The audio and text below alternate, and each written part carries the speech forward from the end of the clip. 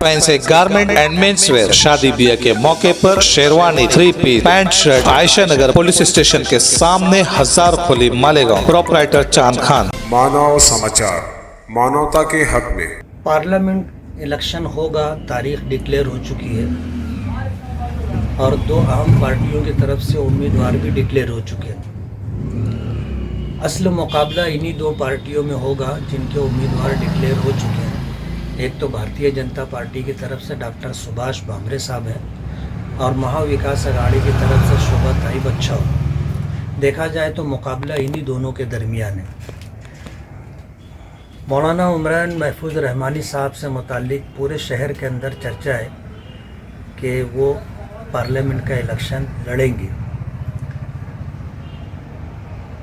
मेरी उनसे कोई मुलाकात नहीं हुई थी, लेकिन कल ज़ोहर की नमाज से पहले हम अहबाब बैठे हुए थे तो उस वक्त ये बात सामने आई कि मालेगांव में हमारे जो सियासी मुखालिफिन हैं वो मौलाना उमरान रहमानी साहब को मुझसे बदगुमान करने की कोशिश कर रहे हैं और उन तक ये बात पहुंचाई गई है और शहर में भी इधर उधर ये बात फैलाई जा रही है कि मैंने बैरिस्टर असदुद्दीन ओवैसी साहब को फ़ोन करके ये बात कही कि मौलाना उमरान महफूज रहमानी साहब को टिकट ना दे।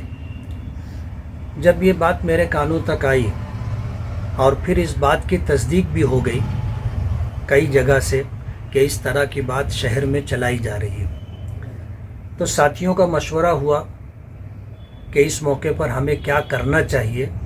तय ये हुआ कि मैं ख़ुद मौलाना उमरान साहब से मुलाकात करूं और मौलाना उमरान साहब के सामने अपनी बात रख दूं ताकि सियासी मुखालिफिन की जो सियासी हिकमत अमली है और उस सिलसिले में जो बात वो मौलाना उमरान साहब तक और मौलाना उमरान साहब के मानने वालों तक पहुंचा करके मुझसे बदगुमान करना चाहते हैं, इस बदगुमानी का ख़ात्मा होना चाहिए। तो ये तय हुआ कि मौलाना से मिलना चाहिए। मैंने मौलाना को फ़ोन किया, मौलाना फ़ोन रिसीव नहीं कर सके। बाद में उन्होंने बताया कि वो जाए खेड़ा में निकाह की मजलिस में निकाह पढ़ा रहे थे, इसलिए उन्होंने फ़ोन रिसीव नहीं किया था। मैंने मैसेज दिया था तो फिर उनका फ़ोन आया और फ़ोन में उन्होंने बताया कि मैं जाए खेड़ा में हूँ और यहाँ एक निकाह की तकरीब में आया था। तो मैंने उनसे ये गुजारिश की कि मैं पार्लियामेंट इलेक्शन से मुताल्लिक़ आपसे मिलकर बात करना चाहता हूँ। तो हम दोनों के दरमियान मगरिब बाद का वक्त तय हुआ और मुकर्ररा वक्त पर मैं मगरिब बाद पहुंच गया और मौलाना के सामने मैंने अपनी बात रखी कि मेरी हाज़िरी इस मकसद से हुई है कि हमारे सियासी मुखालिफिन आपको मुझसे बदगुमान करने के लिए इस तरह की बात आप तक पहुंचाए हैं या पहुंचाएंगे और शहर में इस तरह की बात चलाई जा रही है कि मैंने बैरिस्टर असदुद्दीन ओवैसी साहब को फ़ोन करके मना किया है कि मौलाना उमरान साहब को आप टिकट ना दें। तो मौलाना ने बरजस्ता कहा कि ये बात मुझ तक आई है, कबूल किया, उन्होंने एतराफ़ किया कि ये बात मुझ तक आई है।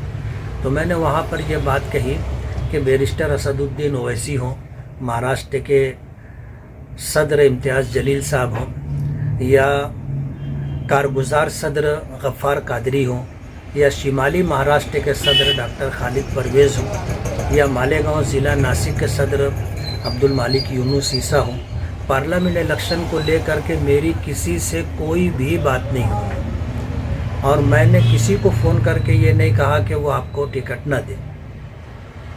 अच्छा हुआ मैं आपके पास आ गया और मैंने ये बात आपके सामने रख दी। मेरी गुजारिश ये है कि मुझसे मुताल्लिक आपके बारे में जो भी बात अच्छी या बुरी आप तक पहुँचे, आपको ये हक़ है कि आप मुझे फ़ोन करके उस ताल्लुक़ से पूछ लें या अगर आप बुलाएं तो मैं आ जाऊंगा और उस बात का तस्फिया कर लेंगे। ये मैं गुजारिश लेकर के आया हूँ और मैं ये चाहूँगा कि लोगों की किसी भी बात पर आँख बंद करके भरोसा ना करें, बल्कि आप मुझसे पूछ लें। तो मौलाना ने खुशी का इजहार किया और उसके बाद मौलाना ने मुझसे ये बात कही कि मैं अब बात तो हो गई है, अब मैं आपसे राय लेना चाहता हूँ, लेकिन मैं आपसे सियासी तौर पर कोई राय नहीं लेना चाहता। सियासी राय देने वाले बहुत सारे लोग हैं, मैं ये चाहता हूँ कि आप मुझे रूहानी और मजहबी एतबार से رائے دے کہ مجھے کیا کرنا چاہیے. تو میں نے ان کے سامنے یہ بات رکھی کہ میں اس راستے سے گزر چکا ہوں اور جن مراحل سے گزر کر کے میں آیا ہوں اس سلسلے میں میری اپنی آپ بیتی آپ کو بتاؤں گا کہ مجھے روحانی طور پر یا مذہبی طور پر جو نقصان ہوا ہے وہ نقصان آپ سے میں شیئر کرنا چاہتا ہوں. پہلی بات تو یہ ہے کہ جب تک میں سیاست میں نہیں آیا تھا نبی کریم صلی اللہ علیہ وسلم کی بارہا خواب میں زیارت ہوتی رہی. لیکن جس وقت میں سیاست میں آیا، سیاست میں آنے کے بعد 2007 سے لے کر کے پچھلے 4 مہینہ پہلے تک یہ سلسلہ موقوف رہا، یعنی حضور کی زیارت سے میں محروم ہو گیا. 4 مہینہ پہلے جب میں اپنے اہل و عیال کے ساتھ عمرے پر گیا تھا تو مدینہ منورہ جب میری حاضری ہوئی تو مدینہ منورہ حاضری پر میں نے حضور کی ناراضگی ختم ہو اس تعلق سے میں نے 2 عمل کیا تھا.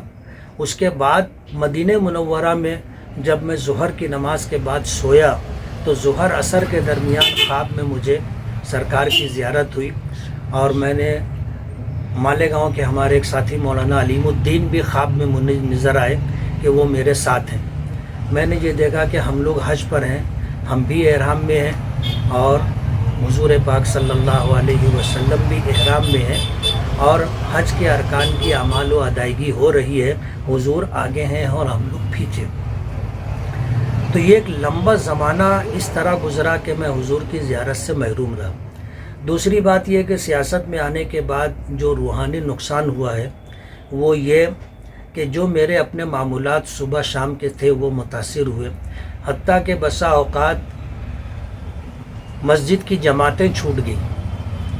کبھی ایسا بھی ہوا کہ نماز کے تعلق سے ہم لوگوں کو نماز کی جگہ نہیں ملی اور یہ ہوا کہ بھئی اب نماز کے لیے کیا کرنا چاہیے، کیسے کرنا چاہیے. تو سب سے پہلے مسجد چھوٹی، مسجد کے بعد باجماعت نماز چھوٹنے لگی اور پھر اس کے بعد ایسے مواقع بھی آئے کہ ہم لوگ ایسے مقامات پر رہے اور نماز کا وقت ہو گیا تو نماز پڑھنے کی جگہ بھی نہیں رہی. یہ نقصان ہوا. مذہبی طور پر نقصان یہ ہوا کہ جب میں کسی سیاسی پارٹی سے جڑا ہوا نہیں تھا تو سبھی لوگ میرا احترام کرتے تھے، مانتے تھے اور ایک مذہبی اعتبار سے میری عزت اور اکرام کیا کرتے تھے. لیکن جب میں سیاست میں آیا تو میرے کسی نہ کسی سیاسی پارٹی سے تعلقات رہے تو وہ احباب جو دوسری سیاسی پارٹیوں سے تعلق رکھتے تھے، ماضی میں وہ میرا احترام کرتے تھے، یہ بات ختم ہو گئی. وہ لوگ جو مجھے کبھی اچھا کہتے تھے اب وہ لوگ میری برائی کرنے لگے، حتیٰ کہ پیٹھ پیچھے گالیاں تک دینے لگے.